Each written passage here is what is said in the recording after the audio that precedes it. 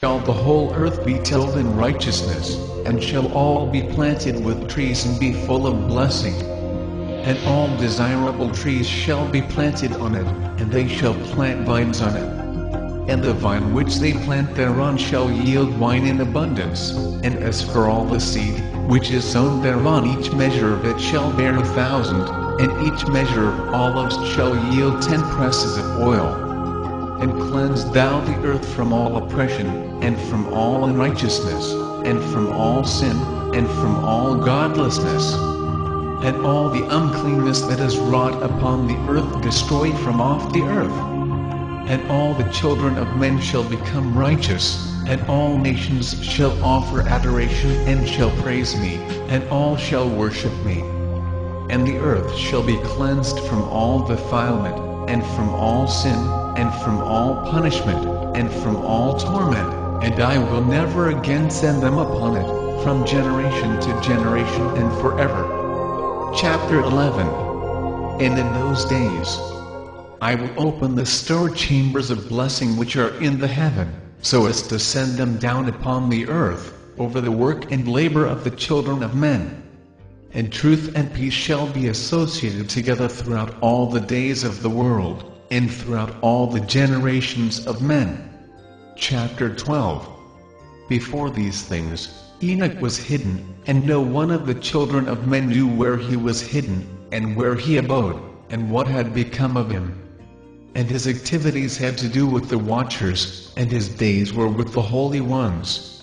And I, Enoch, was blessing the Lord of majesty and the King of the ages, and lo, the watchers called me, Enoch the scribe, and said to me, Enoch, thou scribe of righteousness, go, declare to the watchers of the heaven who have left the high heaven, the holy eternal place, and have defiled themselves with women, and have done as the children of earth do, and have taken unto themselves wives.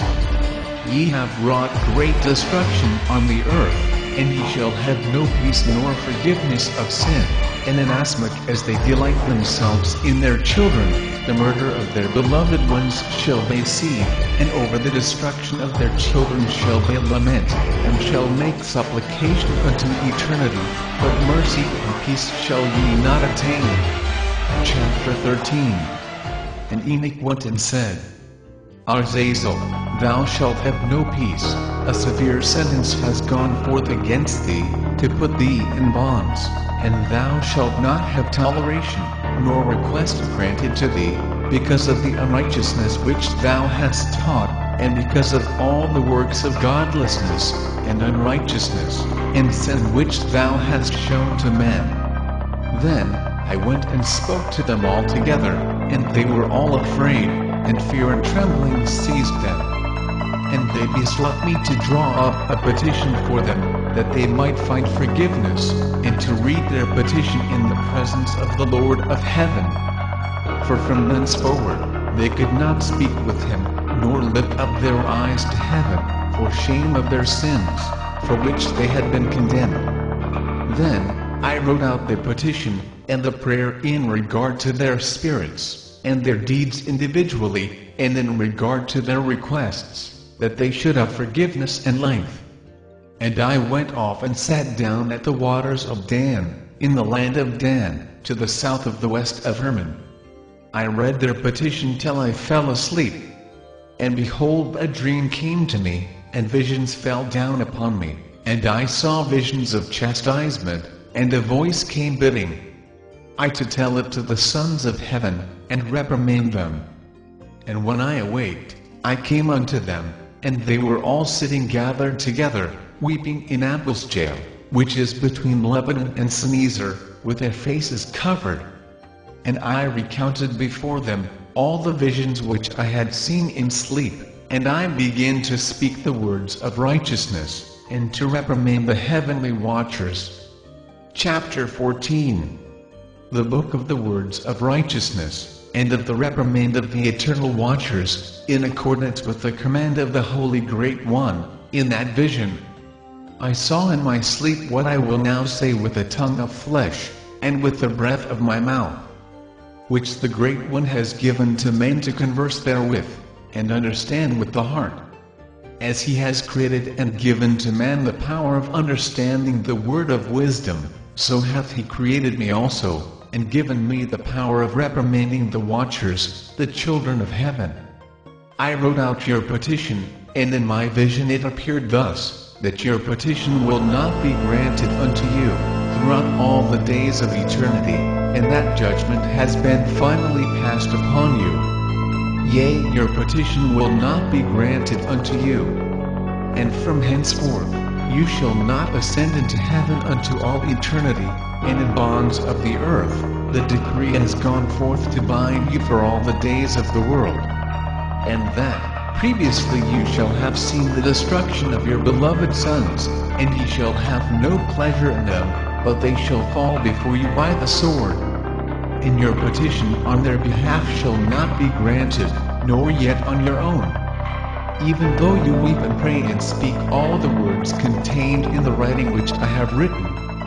And the vision was shown to me thus. Behold, in the vision clouds invited me and a mist summoned me, and the course of the stars and the lightning sped and hastened me, and the winds in the vision caused me to fly and lifted me upward, and bore me into heaven. And I went until I drew nigh to a wall which is built of crystals, and surrounded by tongues of fire. And it began to affright me. And I went into the tongues of fire, and drew nigh to a large house which was built of crystals. And the walls of the house were like a tessellated floor of crystals, and its groundwork was of crystal. Its ceiling was like the path of the stars and the lightnings, and between them were fiery cherubim, and their heaven was clear as water. A flaming fire surrounded the walls, and its portals blazed with fire. And I entered into that house, and it was hot as fire and cold as ice. There were no delights of life therein. Fear covered me, and trembling got hold upon me. And as I quaked and trembled, I fell upon my face. And I beheld a vision, and lo, there was a second house, greater than the former, and the entire portal stood open before me, and it was built of flames of fire. And in every respect it so excelled in splendor and magnificence, an extent that I cannot describe to you its splendor, and its extent. And its floor was of fire, and above it were lightnings and the path of the stars, and its ceiling also was flaming fire. And I looked and saw therein a lofty throne. Its appearance was as crystal, and the wheels thereof as the shining sun, and there was the vision of cherubim. And from underneath the throne came streams of flaming fire, so that I could not look thereon. And the great glory sat thereon, and his raiment shone more brightly than the sun and was whiter than any snow. None of the angels could enter, and could behold his face by reason of the magnificence and glory, and no flesh could behold him. The flaming fire was round about him, and a great fire stood before him, and none around could draw nigh him. 10,000 times 10,000 stood before him, yet he needed no counselor. And the most holy ones who were nigh to him did not leave by night nor depart from him. And until then, I had been prostrate on my face, trembling. And the Lord called me with his own mouth, and said to me, Come hither, Enoch, and hear my word. And one of the holy ones came to me and waked me, and he made me rise up and approach the door. And I bowed my face downwards. Chapter 15. And he answered and said to me, and I heard his voice, Fear not, Enoch, thou